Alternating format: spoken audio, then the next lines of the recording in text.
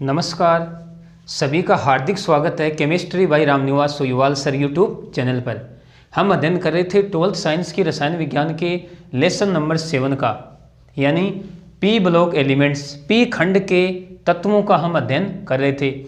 और इसमें हमारा जो समूह 15 है वो हमारा कंप्लीट हो गया था। यानी अपन कह सकते हैं कि हमने वर्ग 15 के तत्वों का अध्ययन कंप्लीट कर लिया था। इस लेसन के हमारे 12 पार्ट कंप्लीट हो चुके थे और आज हमारा इस लेसन का रहेगा पार्ट नंबर 13, या अपन कह सकते हैं वीडियो नंबर 13।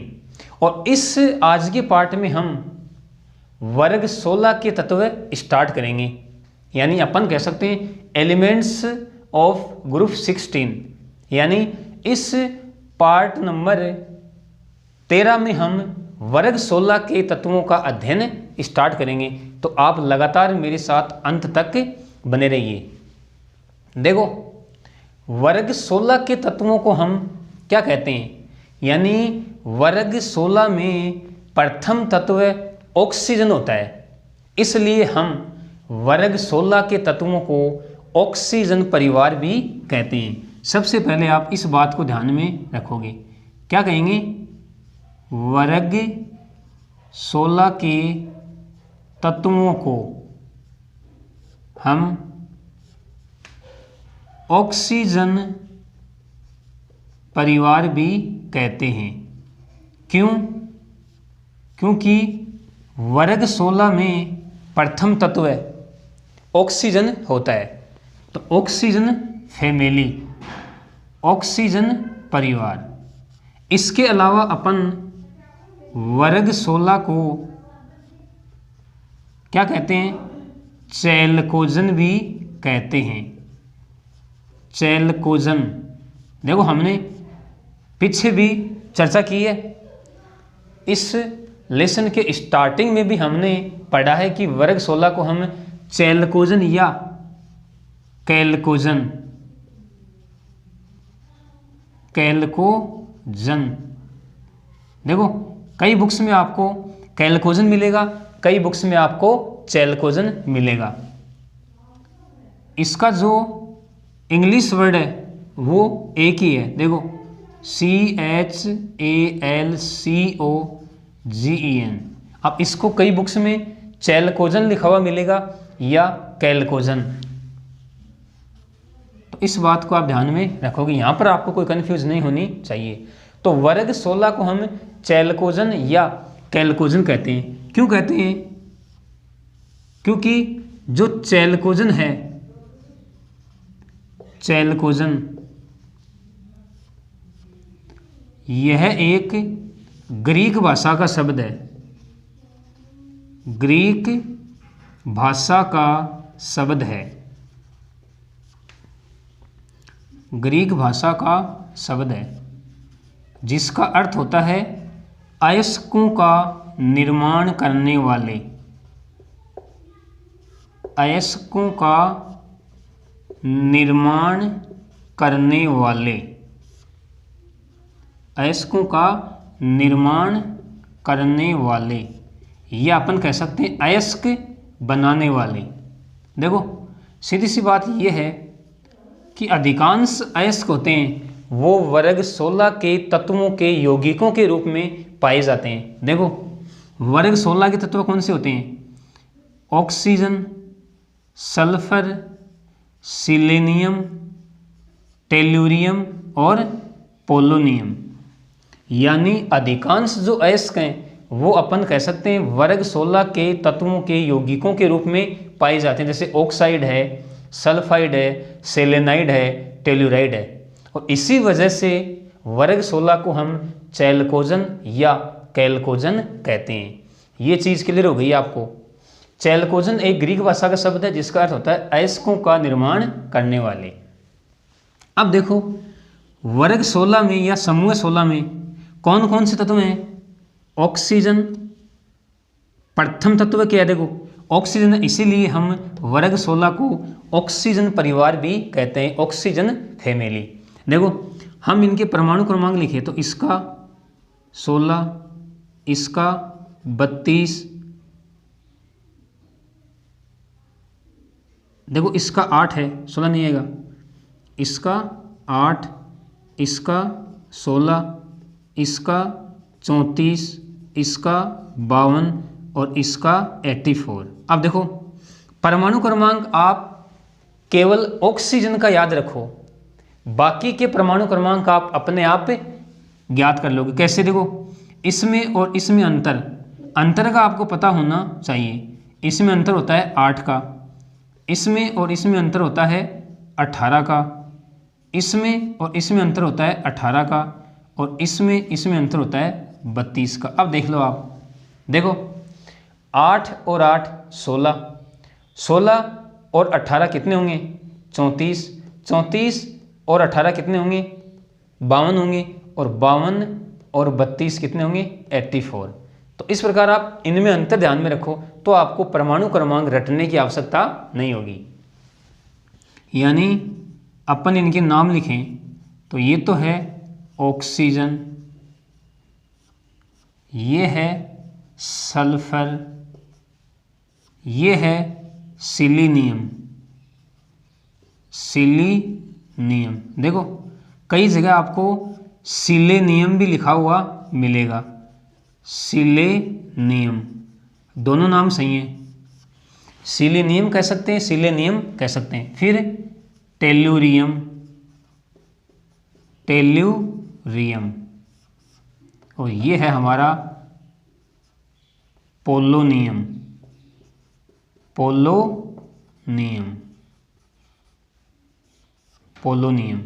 तो हमने वर्ग 16 के तत्व दिखा दिए हैं।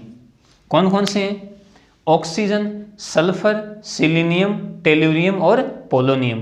परमाणु क्रमांक ऑक्सीजन का 8 होता है, सल्फर का 16 होता है, सिलीनियम का 34 होता है, टेल्यूरियम का 52 होता है और पोलोनियम का 84 यानी 84 परमाणु क्रमांक होता है।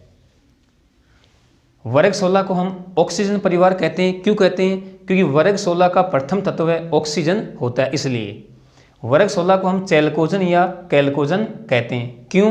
क्योंकि चैल्कोजन एक ग्रीक भाषा का शब्द है जिसका अर्थ होता है अयस्कों का निर्माण करने वाले, यानी अधिकांश अयस्क वर्ग 16 के तत्वों के यौगिकों के रूप में पाए जाते हैं, जैसे ऑक्साइड, सल्फाइड, सेलेनाइड, टेलुराइड। इसलिए वर्ग 16 को हम चैल्कोजन कहते हैं। अब देखो, अब हम वर्ग 16 के तत्वों के सामान्य गुणधर्मों की चर्चा करते हैं। सामान्य गुणधर्म, यानी अब हमारी हेडिंग क्या रहेगी? सामान्य गुणधर्म। वर्ग 16 के तत्वों के सामान्य गुणधर्म, जनरल प्रॉपर्टीज, सामान्य गुणधर्म। और सामान्य गुणधर्मों में हम पहला गुण ले रहे हैं उपलब्धता। यानी वर्ग 16 के तत्व किस प्रकार उपलब्ध होते हैं और कहाँ कहाँ पाए जाते हैं। तो उपलब्धता, सबसे पहले हम चर्चा करते हैं ऑक्सीजन की। ऑक्सीजन की उपलब्धता, ऑक्सीजन की उपलब्धता। देखो हमें पता है वायुमंडल में लगभग 21% ऑक्सीजन गैस उपस्थित होती है। हम क्या कहेंगे? हम कहेंगे वायुमंडल में लगभग 21% ऑक्सीजन गैस उपस्थित होती है।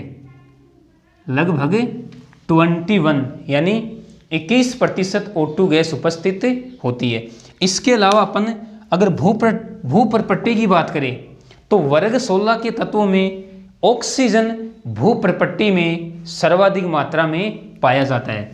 यानी अपन कह सकते हैं कि भूप्रपट्टी का या भूप्रपट्टी के संपूर्ण द्रव्यमान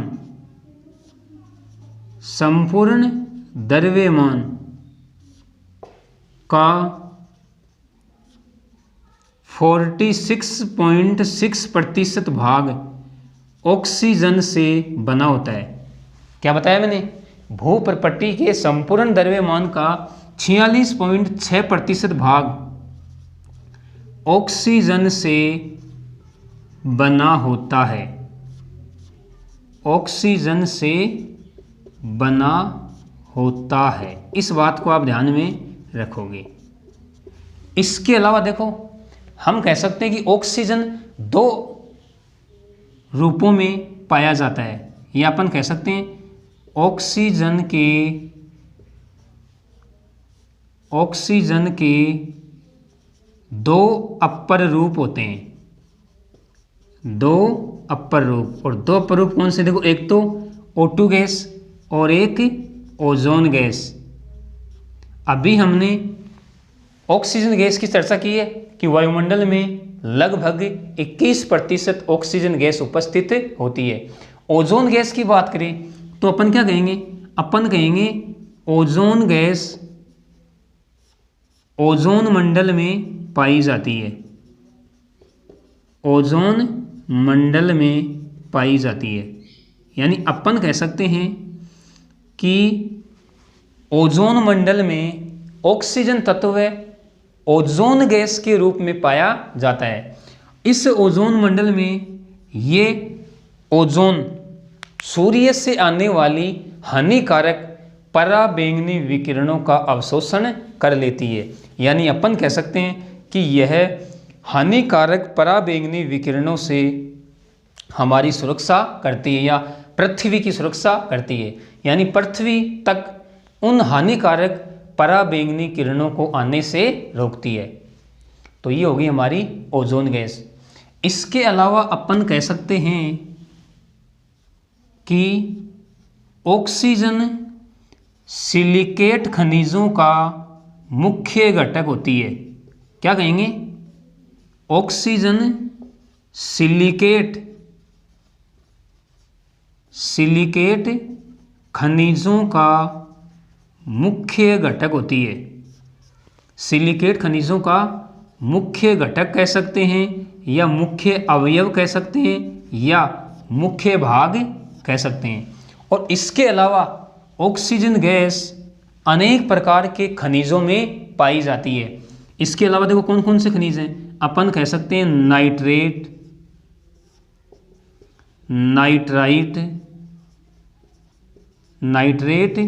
nitrite, sulphate, sulphide, carbonate,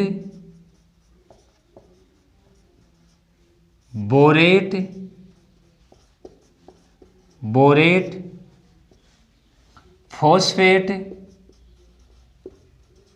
phosphate इत्यादि खनिजों में भी ऑक्सीजन उपस्थित होती है। क्या कहा हमने? देखो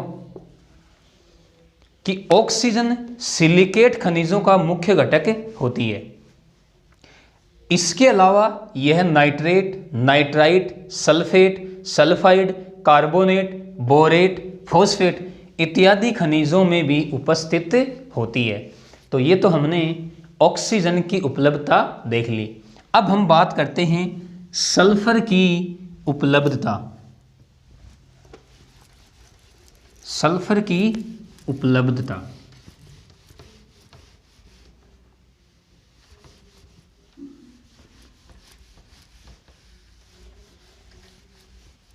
देखते हैं कि सल्फर कहाँ कहाँ उपस्थित होती है।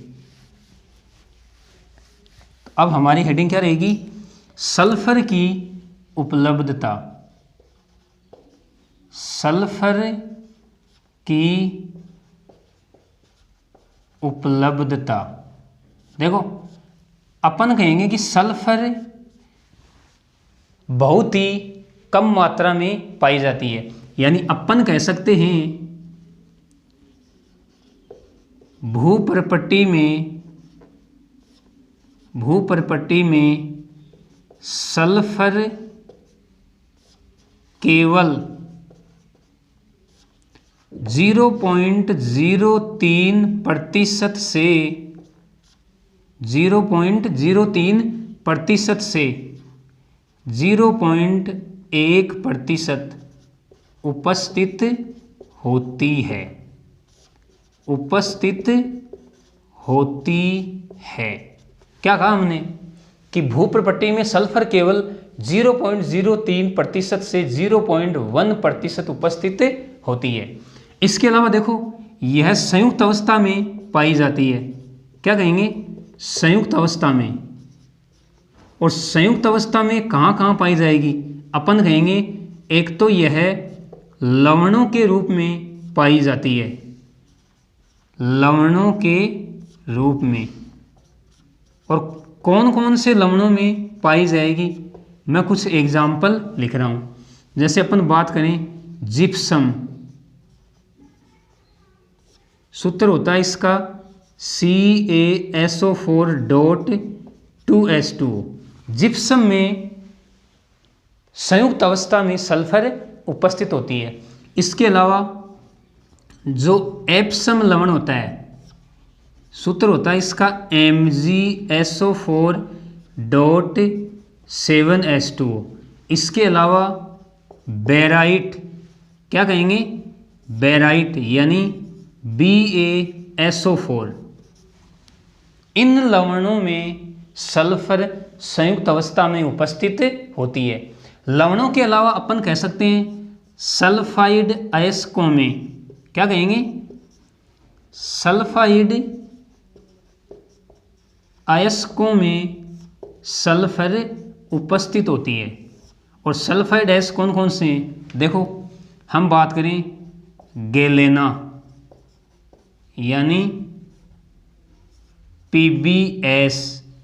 इसके अलावा अपन ले सकते हैं जिंक ब्लेंड, जिंक ब्लेंड यानी ZnS।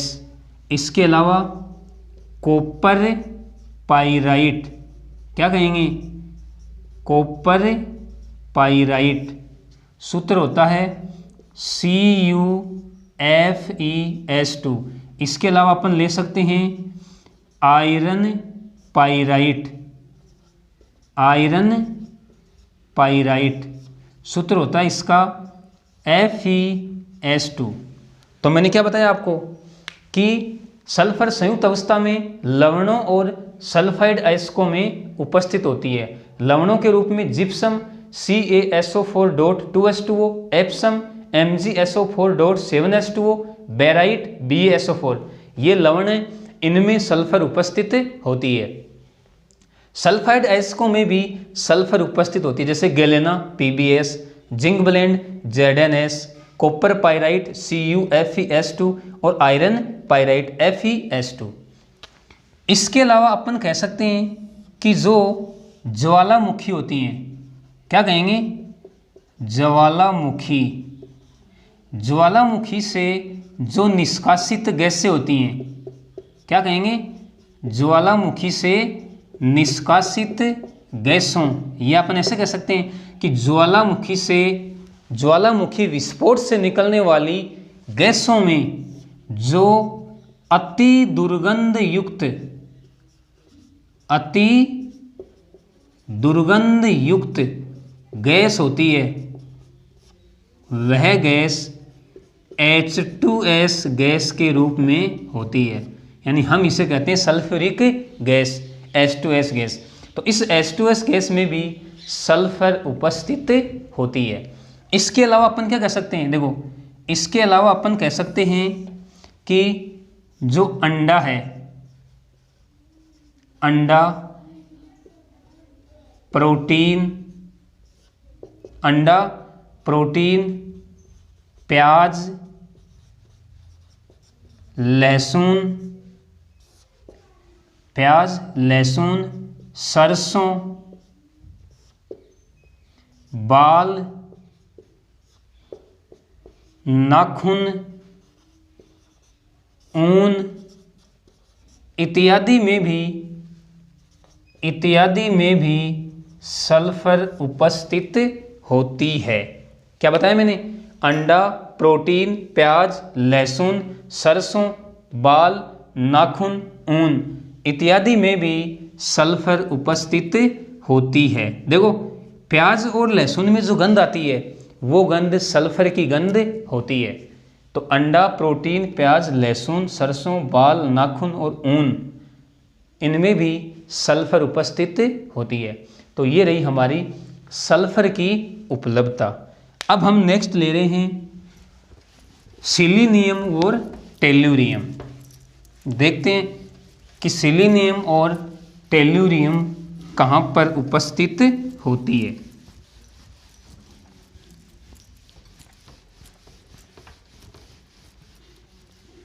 सिलीनियम और टेल्यूरियम।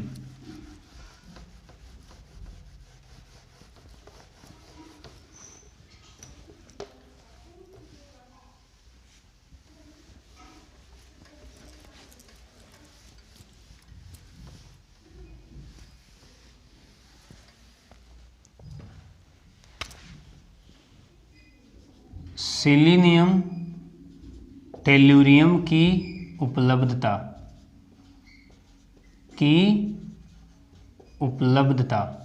देखो हम कहेंगे सिलीनियम और टेल्यूरियम सल्फाइड अयस्कों में पाई जाती हैं। सल्फाइड अयस्कों में पाई जाती हैं। और किस रूप में पाई जाएंगी? सल्फाइड अयस्कों में यह एक तो पाई जाती हैं सेलेनाइड के रूप में, क्या कहेंगे? सेलेनाइड, और टेल्यूराइड के रूप में। सिलीनियम टेल्यूरियम सल्फाइड अयस्कों में पाई जाती हैं, किस रूप में? सेलेनाइड और टेल्यूराइड के रूप में। इसके अलावा देखो, इसके अलावा अपन कह सकते हैं कि जो कॉपर का विद्युत अपघटनी परिष्करण है, कॉपर का विद्युत अपघटनी परिष्करण, ये अपन कह सकते हैं विद्युत अपघटनी शोधन, इसमें एनोड पंख के रूप में, एनोड पंख जिसको हमने क्या कहा था? एनोड मड कहा था, एनोड मड, इसके रूप में भी सिलीनियम और टेल्यूरियम प्राप्त होते हैं। देखो हमने धातु निष्कर्षण वाले लेसन में अध्ययन किया था अपचयित धातु का शुद्धिकरण या शोधन या परिष्करण, और उसमें हमने विधि पढ़ी थी विद्युत अपघटनी परिष्करण। उस विद्युत अपघटनी परिष्करण में हमने कॉपर धातु का क्या करवाया था? शुद्धिकरण।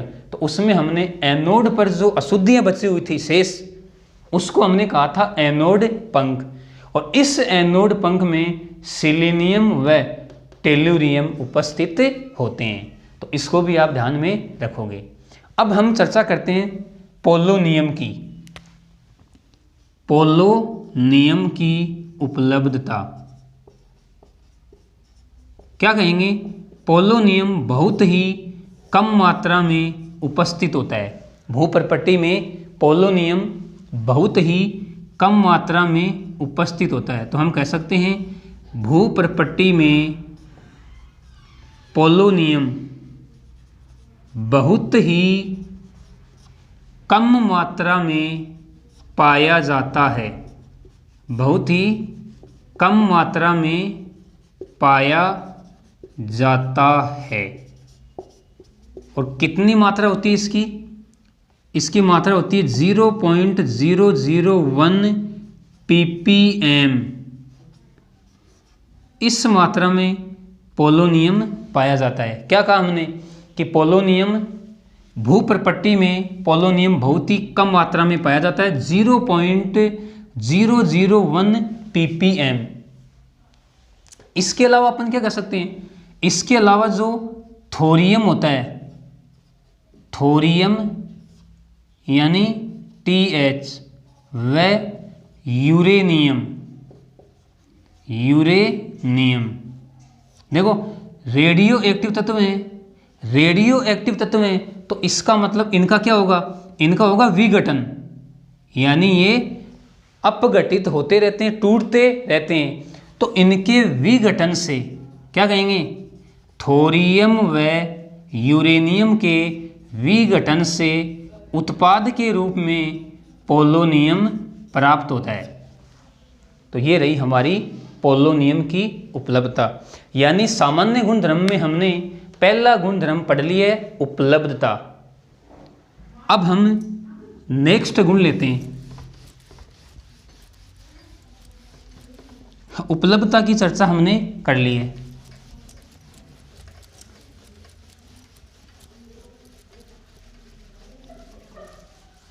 अब हम नेक्स्ट गुणधर्म लेंगे इलेक्ट्रॉनिक विन्यास।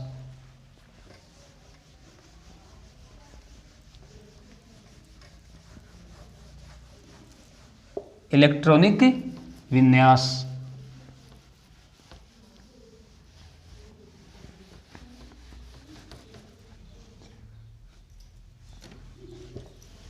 हमने सामान्य गुणधर्म में उपलब्धता की चर्चा कर ली है। अब हम दूसरा सामान्य गुणधर्म ले रहे हैं, इलेक्ट्रॉनिक विन्यास। इलेक्ट्रॉनिक विन्यास। इलेक्ट्रॉनिक विन्यास। देखो हम क्या कहेंगे कि वर्ग 16 के तत्वों का सामान्य इलेक्ट्रॉनिक विन्यास, सामान्य इलेक्ट्रॉनिक विन्यास, सामान्य इलेक्ट्रॉनिक विन्यास NS2Np4 होता है। NS2Np4 यानी 2 इलेक्ट्रॉन S कक्षक में और 4 इलेक्ट्रॉन P कक्षकों में उपस्थित होते हैं। यानी अपन कह सकते हैं कि इनके संयोजी कोश में, इनके संयोजी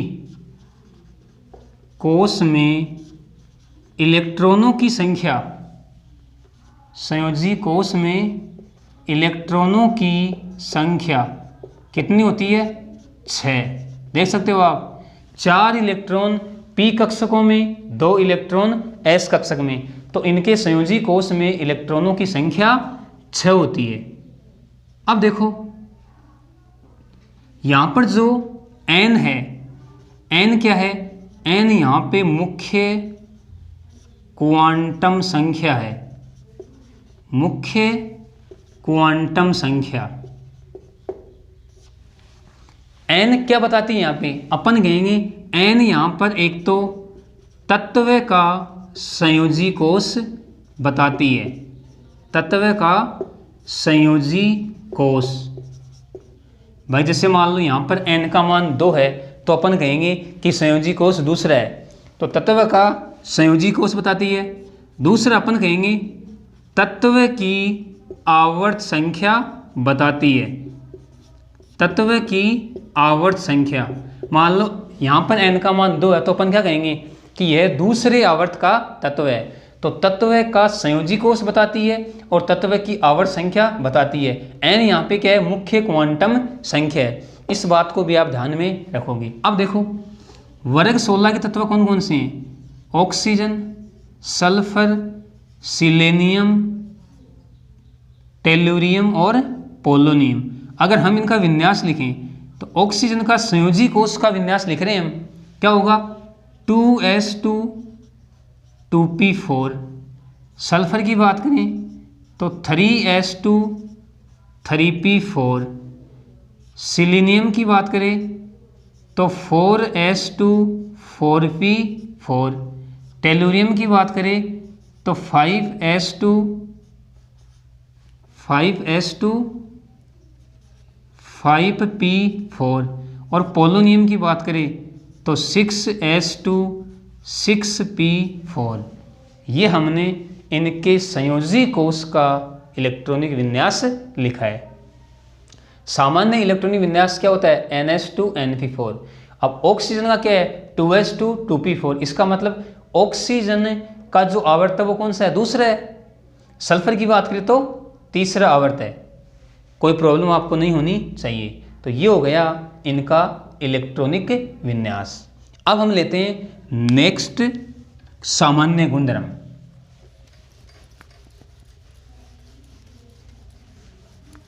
नेक्स्ट सामान्य गुणधर्म। नेक्स्ट सामान्य गुणधर्म हम ले रहे हैं परमाणविक त्रिज्या।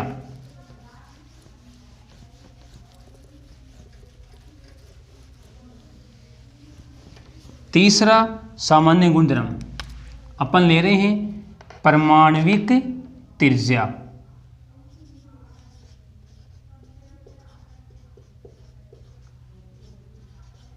परमाणविक त्रिज्या। देखो, अगर हम वर्ग में ऊपर से नीचे जाएं तो परमाणु आकार बढ़ता है। परमाणु आकार बढ़ रहा है तो नाभिक का आकर्षण बल कम हो रहा है। तो अपन कहेंगे कि वर्ग में ऊपर से नीचे जाने पर परमाणविक त्रिज्या बढ़ती है। क्या कहेंगे? वर्ग में ऊपर से नीचे जाने पर, ऊपर से नीचे जाने पर परमाणविक त्रिज्या घटती है। परमाणविक त्रिज्या घटती है। देखो, मैं अगर परमाणविक त्रिज्या का क्रम लिखूं तो क्या होगा? देखो,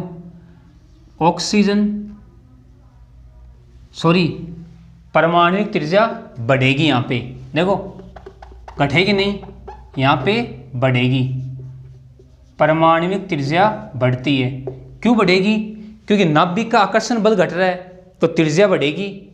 इसका मतलब अगर हम इनका परमाणविक त्रिज्या का क्रम लिखें तो क्या होगा? देखो, ऑक्सीजन, फिर सल्फर, फिर सिलीनियम, फिर टेल्यूरियम और फिर पोलोनियम। अब देखो, आप इस ऑर्डर को आप ध्यान से देखो, यानी अपन कहेंगे कि यहाँ पर ऑक्सीजन से ज़्यादा परमाणविक त्रिज्या किसकी है? सल्फर की है। फिर सल्फर से ज़्यादा परमाणविक त्रिज्या सिलीनियम की, और सिलीनियम से ज़्यादा परमाणविक त्रिज्या टेल्यूरियम की, और टेल्यूरियम से ज़्यादा परमाणविक त्रिज्या पोलोनियम की। लेकिन यहाँ पे देखो, मैंने डबल निशान लगाया। इसका मतलब ऑक्सीजन का जो आकार है, अपन क्या कहेंगे कि ऑक्सीजन का आकार, इस बात को समझना आप, ऑक्सीजन का आकार अपेक्षाकृत बहुत छोटा होता है। अपेक्षाकृत बहुत छोटा होता है। यानी अपन पोलोनियम से टेल्यूरियम की तरफ जाएंगे, आकार घट रहा है, यानी परमाणु त्रिज्या घट रही है। टेल्यूरियम से सिलीनियम की तरफ जाएंगे तो परमाणु त्रिज्या घट गई। सिलीनियम से सल्फर की तरफ जाएंगे तो परमाणु त्रिज्या घट गई। और जब सल्फर से हम ऑक्सीजन की तरफ जाते हैं तो परमाणविक त्रिज्या में बहुत ज़्यादा कमी होती है। यानी इसका आकार अपेक्षाकृत बहुत छोटा होता है। और इसका कारण क्या है? देखो, इसका कारण है ऑक्सीजन पर अत्यधिक, क्या कहेंगे, ऑक्सीजन पर अत्यधिक, बहुत अधिक नाभिकीय आवेश उपस्थित होता है। या अपन ऐसे कह सकते हैं कि ऑक्सीजन पर अत्यधिक नाभिकीय आवेश लगता है। नाभिकीय आवेश लगता है। अब देखो क्यों लगता है, इसका कारण क्या है? देखो, ऑक्सीजन का आकार बहुत छोटा है। आकार क्या है? बहुत छोटा है।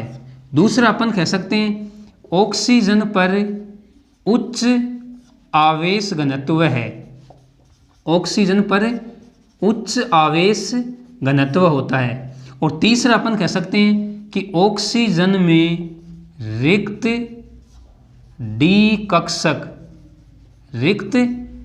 कक्षक अनुपस्थित होते हैं। अनुपस्थित होते हैं। तो इन 3 कारणों की वजह से ऑक्सीजन पर नाभिक का जो आवेश है वो बहुत अधिक लगता है और ऑक्सीजन का आकार अपेक्षाकृत बहुत अधिक छोटा हो जाता है। तो इनको भी आप ध्यान में रखोगे। भाई आकार छोटा है तो उच्च आवेश घनत्व हो गया, रिक्त डी कक्षक नहीं है, इसका मतलब उनमें इलेक्ट्रॉनों का फैलाव नहीं होता है। फैलाव नहीं होगा यानी इलेक्ट्रॉन पास पास होंगे तो नाभिक का आकर्षण बल उन पर बहुत अधिक ज़्यादा लगता है, जिसकी वजह से ऑक्सीजन का आकार अपेक्षाकृत बहुत छोटा हो जाता है। तो इन तीनों कारणों को आप ध्यान में रखोगे। तो ये हमारा परमाणविक त्रिज्या वाला गुणधर्म हो गया। अब हम लेते हैं नेक्स्ट अपन ले रहे हैं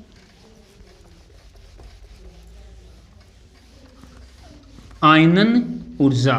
देखो यहां पर आप वर्ग में ऊपर से नीचे जा रहे हैं तो परमाणु त्रिज्या बढ़ रही है। क्यों बढ़ रही है? क्योंकि आकार बढ़ रहा है। परमाणु का आकार क्यों बढ़ा? क्योंकि नाभिकीय आवेश घट रहा है। लेकिन अगर हम आवर्त की बात करें तो आवर्त में क्या होगा? देखो आवर्त में तो नाभिकीय आवेश का मान बढ़ता है, नाभिकीय आवेश का मान बढ़ेगा तो अपन कहें कि आवर्त में बाएं से दाएं जाने पर परमाणु त्रिज्या घटती है। हमें सिर्फ वर्ग में ध्यान में रखनी है क्योंकि हम पढ़ रहे हैं वर्ग 16 के तत्व है। तो वर्ग में ऊपर से नीचे जाएंगे तो परमाणु त्रिज्या बढ़ती है और ऑक्सीजन का जो आकार है वो अपेक्षाकृत बहुत अधिक छोटा होता है। क्यों होता है? क्योंकि ऑक्सीजन पर नाभिकीय आवेश अत्यधिक लगता है। इस बात को आप ध्यान में रखोगे। अब हम ले रहे हैं नेक्स्ट सामान्य गुणधर्म अपन ले रहे हैं आयनन ऊर्जा। आयनन ऊर्जा कह सकते हैं या इसे हम आयनन एंथैल्पी भी कह सकते हैं। आयनन ऊर्जा या आयनन एंथैल्पी। देखो अगर हम परिभाषा की बात करें तो परिभाषा में हम क्या कहेंगे? किसी तत्व के विलगित गैसीय परमाणु के बाह्यतम कोश से इलेक्ट्रॉन को बाहर निकालने के लिए आवश्यक ऊर्जा है उसे ही हम आयनन ऊर्जा कहते हैं या आयनन एंथैल्पी कहते हैं। अब हम समूह 16 की बात कर रहे हैं। अपन क्या कहेंगे? देखो अपन कहेंगे कि वर्ग में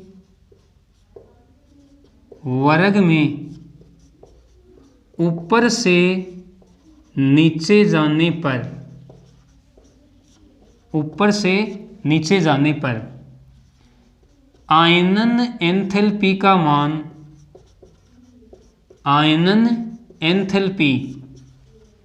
मान घटता है। क्यों घटेगा? क्योंकि वर्ग में ऊपर से नीचे जाएंगे तो परमाणु आकार बढ़ रहा है, तो नाभिक का आकर्षण बल कम हो रहा है। नाभिक का आकर्षण बल कम हो गया तो इसका मतलब थोड़ी सी ऊर्जा से हम इलेक्ट्रॉन को बाहर निकाल सकते हैं। तो वर्ग में ऊपर से नीचे जाने पर आयनन एंथैल्पी का मान घटता है। अब देखो अब आ रही है इंपॉर्टेंट बात। अगर हम आवर्त की बात करें तो आवर्त में सामान्यतया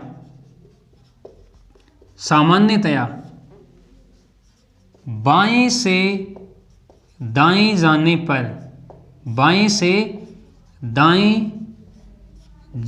पर आयनन एंथैल्पी का मान क्या होता है? आयनन एंथैल्पी का मान बढ़ता है। देखो ध्यान से समझना आप, हम सामान्य बात कर रहे हैं। आवर्त में बाएं से दाएं जाने पर आयनन एंथैल्पी का मान बढ़ता है। क्यों बढ़ता है?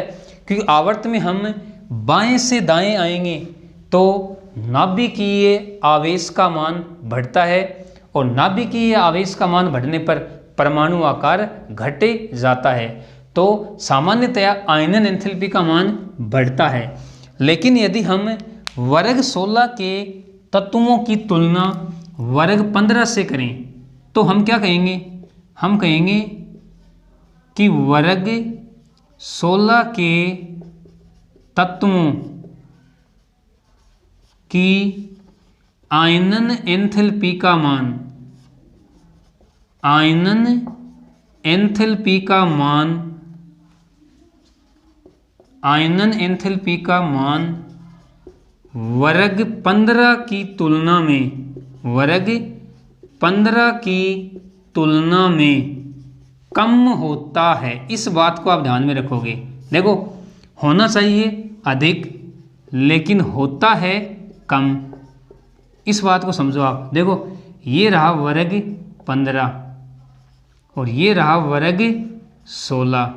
हम बात करें यहाँ पर नाइट्रोजन और यहाँ पे ऑक्सीजन। अब देखो, सामान्य नियम तो क्या कह रहा है कि आवर्त में बाएं से दाएं आने पर आयनन एंथैल्पी का मान बढ़ना चाहिए, लेकिन वर्ग 16 के तत्वों की आयनन एंथैल्पी का मान वर्ग 15 की तुलना में कम होता है। क्यों?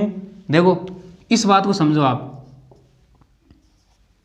नाइट्रोजन का संयोजी कोष का इलेक्ट्रॉनिक विन्यास होता है 2s2 2p3, इसका होता है 2s2 2p4, यानी अपन कह सकते हैं इसके p कक्षकों में एक एक इलेक्ट्रॉन है और इसके जो p कक्षक हैं इनमें एक में तो, तीनों में तो एक एक इलेक्ट्रॉन है और एक p कक्षक में 2 इलेक्ट्रॉन है। ये रहा 2s और इसका ये रहा 2s। अब देखो, अपन क्या कहेंगे कि वर्ग 15 के तत्वों का अर्धपूरित विन्यास होता है।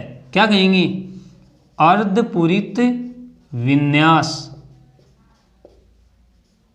और इस अर्धपूरित विन्यास की वजह से इनका स्थायित्व अधिक होता है, इनका स्थायित्व अधिक होता है। यहां लिख रहा हूं मैं,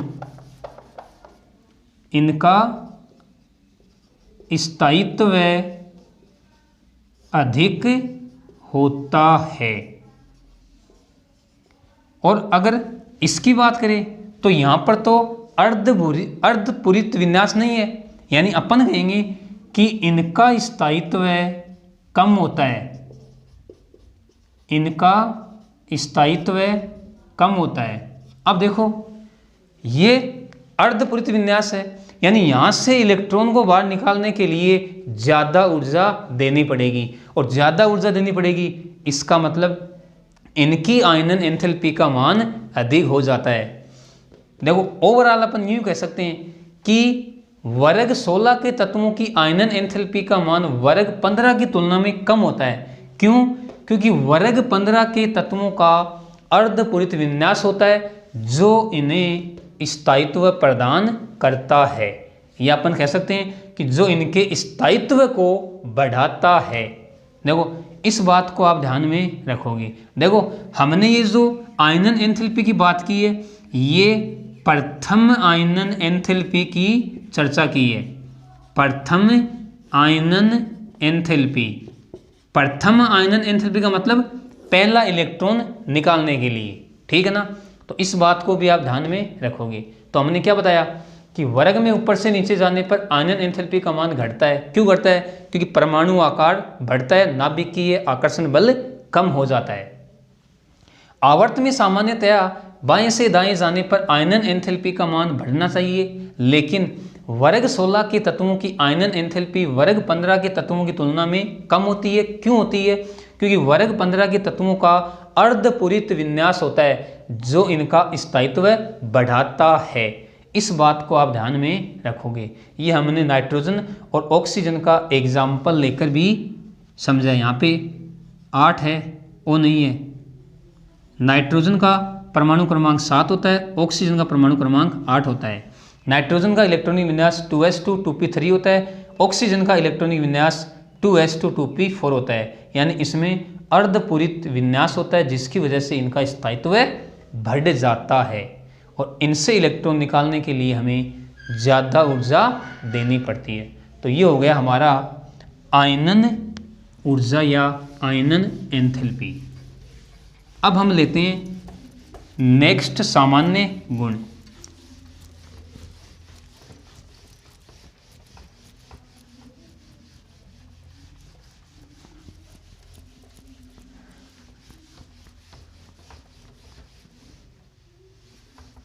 नेक्स्ट सामान्य गुण अपन ले रहे हैं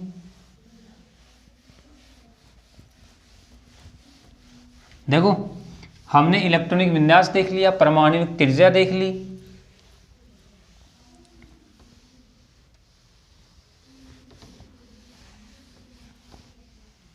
आयनन ऊर्जा देख ली। अब हम ले रहे हैं नेक्स्ट हमारा रहेगा इलेक्ट्रॉन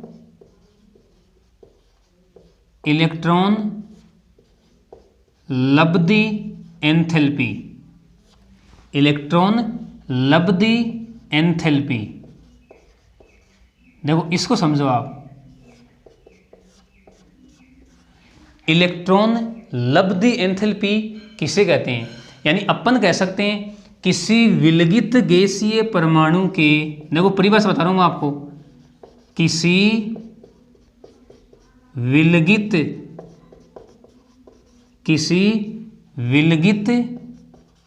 गैसीय परमाणु के संयोजी कोश में इलेक्ट्रॉन जोड़ने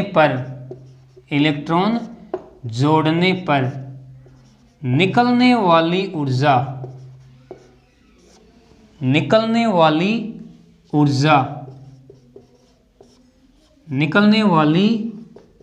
ऊर्जा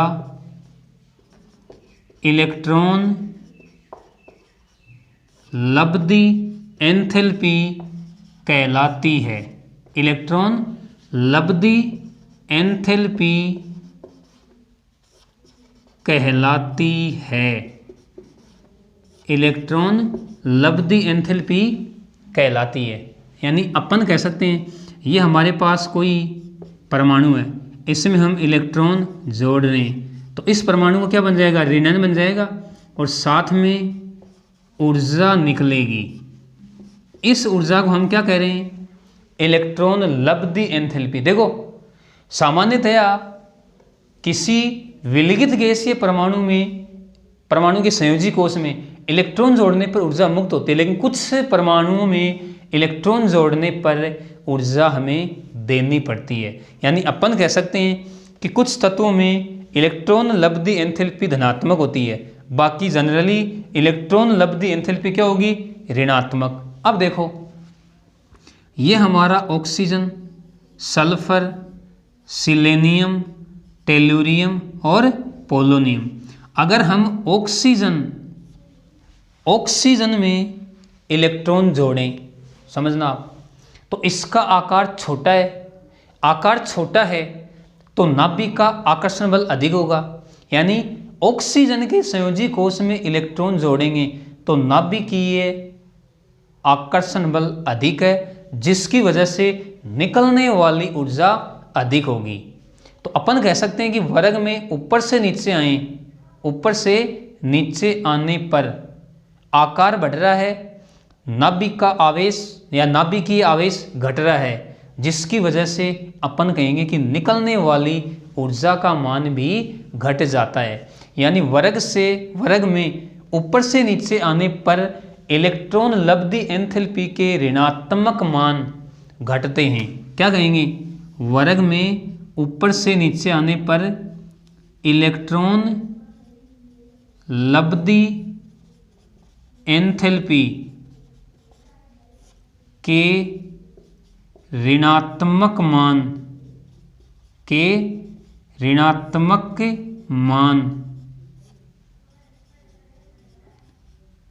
घटते हैं।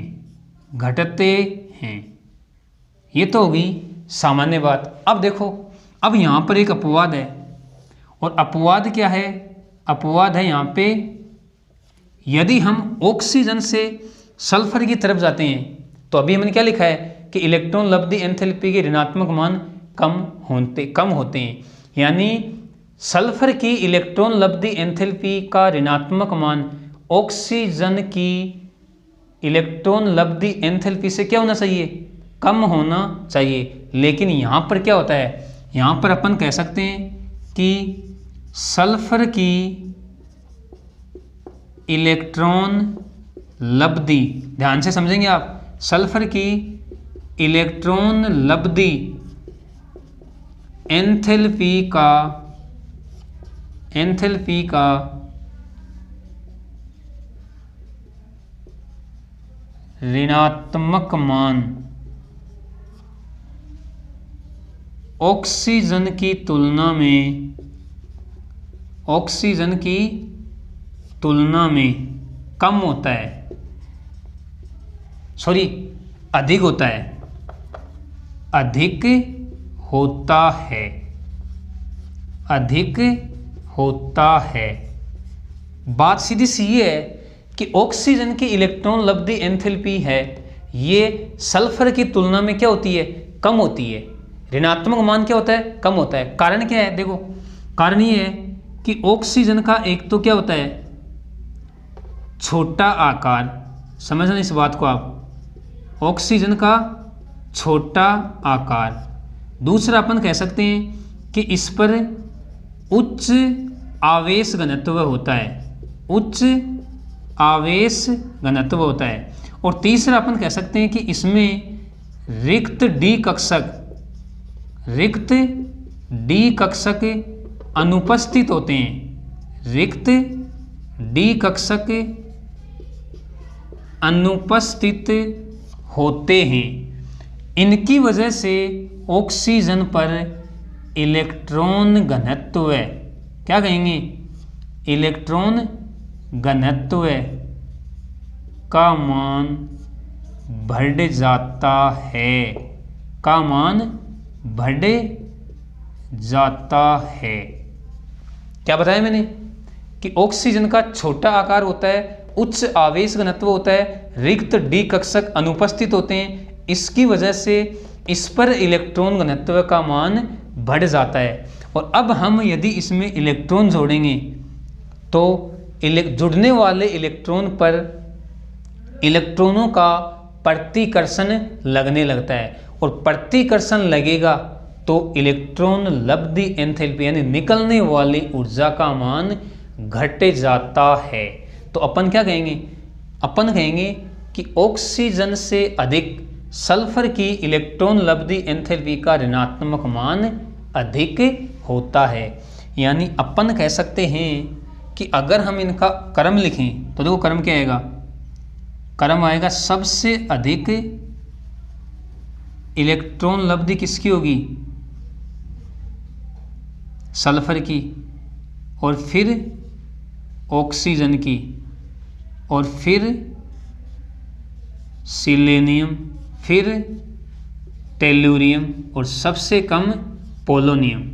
इस इलेक्ट्रॉन लब्धि एंथैल्पी के क्रम को आप ध्यान में रखोगे। यानी यहाँ पर सबसे अधिक इलेक्ट्रॉन लब्धि एंथैल्पी सल्फर की होती है, फिर ऑक्सीजन की, और फिर सिलेनियम, टेल्यूरियम और पोलोनियम। तो इस बात को भी आप ध्यान में रखोगे। ये हमारा इलेक्ट्रॉन लब्धि एंथैल्पी वाला गुणधर्म हो गया। अब हम लेते हैं नेक्स्ट,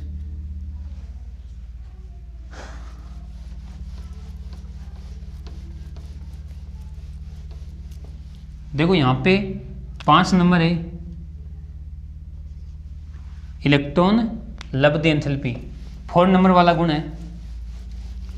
तो हमारे 5 सामान्य गुणधर्म हो गए। अब हम लेते हैं नेक्स्ट 6 नंबर, विद्युत ऋणता। हमारा नेक्स्ट सामान्य गुणधर्म 6 नंबर रहेगा, विद्युत ऋणता। विद्युत ऋणता, देखो विद्युत ऋणता हम कहते किससे हैं, हम क्या कहेंगे, हम कहेंगे कि किसी सहसंयोजी बंध के इलेक्ट्रॉनों को अपनी ओर आकर्षित करने की क्षमता विद्युत ऋणता कहलाती है। यानी हम कहेंगे किसी सहसंयोजी बंध के इलेक्ट्रॉनों को अपनी ओर आकर्षित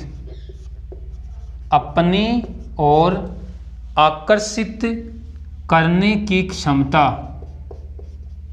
अपनी ओर आकर्षित करने की क्षमता विद्युत ऋणता कहलाती है।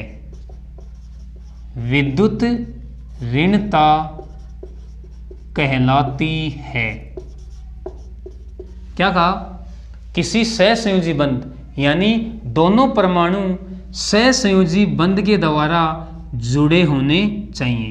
तो किसी सहसंयोजी बंध के इलेक्ट्रॉनों को अपनी ओर आकर्षित करने की क्षमता विद्युत ऋणता कहलाती है। मान लो ये दो परमाणु हैं ए और बी, ये सहसंयोजी बंध के द्वारा जुड़े हुए हैं। एक की विद्युत ऋणता अधिक है और बी की विद्युत ऋणता कम है, तो इस सहसंयोजी बंध के इलेक्ट्रॉन एक की तरफ आकर्षित हो जाते हैं। तो इस सहसंयोजी बंध के इलेक्ट्रॉनों को आकर्षित करने की जो क्षमता है उसे ही हम विद्युत ऋणता कहते हैं। अब देखो हम बात करते हैं कि आवर्त सारणी में सबसे अधिक विद्युत ऋणता किसकी होती है? फ्लोरीन की। और फ्लोरीन के बाद में ऑक्सीजन सर्वाधिक विद्युत ऋणी तत्व होता है। स्टार लगा के लिख लो आप। क्या कहेंगे? आवर्त सारणी में फ्लोरीन के बाद क्या कहेंगे? फ्लोरीन के बाद ऑक्सीजन सर्वाधिक विद्युत ऋणी तत्व होता है। सर्वाधिक विद्युत ऋणी तत्व होता है। आवर्त सारणी में फ्लोरीन के बाद ऑक्सीजन सर्वाधिक विद्युत ऋणी तत्व होता है। यानी फ्लोरीन की विद्युत ऋणता कितनी होती है? 4.0 और ऑक्सीजन की होती है 3.5। तो इसको भी आप ध्यान में रखोगे। अब देखो हम वर्ग की बात करें कि वर्ग में ऊपर से नीचे जाने पर, वर्ग में ऊपर से नीचे जाने पर विद्युत ऋणता का मान घटता है। क्या कहेंगे? विद्युत ऋणता का मान घटता है। विद्युत ऋणता का मान घटता है। वर्ग में ऊपर से नीचे जाने पर विद्युत ऋणता का मान घटता है। यानी अपन ऑक्सीजन से पोलोनियम की तरफ जाएंगे तो विद्युत ऋणता घटती है। लेते हैं हम नेक्स्ट और अंतिम गुणधर्म, धात्विक प्रवृत्ति या धात्विक गुण कह सकते हैं अपन। देखो धात्विक गुणों में हम क्या कहेंगे? हम कहेंगे वर्ग में ऊपर से नीचे जाने पर, वर्ग में ऊपर से नीचे जाने पर, वर्ग में ऊपर से नीचे जाने पर धात्विक गुण बढ़ते हैं। क्या कहेंगे? धात्विक गुण बढ़ते हैं। यानी देखो ये ऑक्सीजन, सल्फर, सिलीनियम, टेलुरियम और पोलोनियम वर्ग में ऊपर से नीचे जाएंगे तो धात्विक गुण क्या होंगे? बढ़ेंगे। यानी अपन कह सकते हैं कि जो ऑक्सीजन और सल्फर है ये तो होते हैं अधातु तत्व है। क्या कहेंगे? अधातु तत्व है। फिर बात करें सिलीनियम और टेलुरियम की, ये होते हैं उपधातु तत्व, उपधातु तत्व। और जो पोलोनियम है, पोलोनियम एक धातु तत्व होता है। तो इनको भी आप ध्यान में रखोगे। तो हमने इस आज के पार्ट में, आज के इस वीडियो में हमने वर्ग 16 के तत्वों के सामान्य गुणधर्म देख लिए। सामान्य गुणधर्मों में हमने अध्ययन किया उपलब्धता, इलेक्ट्रॉनिक विन्यास, परमाणविक त्रिज्या, आयनन एंथैल्पी, विद्युत ऋणता, इलेक्ट्रॉन लब्धि एंथैल्पी और धात्विक गुण। तो इस आज के वीडियो के लिए इतना ही, बाकी हम नेक्स्ट वीडियो में पढ़ेंगे। तो ओके, धन्यवाद।